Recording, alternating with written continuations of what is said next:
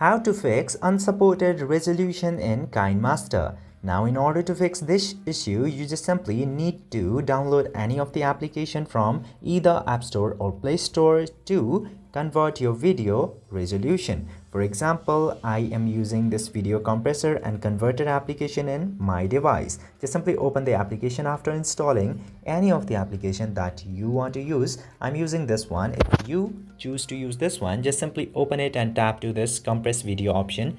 Now after this, just simply tap to select video.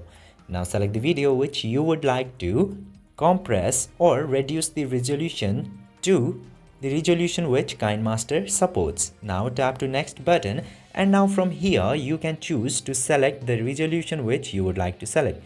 If you want low quality, select 356 into 633, but KineMaster supports up to 1080 into 1920, so this resolution will be best if you want best quality and also be supported in KineMaster. So select this and tap to compress. Then after doing this, just simply tap to start and your video will be compressed and you can use it to KineMaster and resolution will be no problem.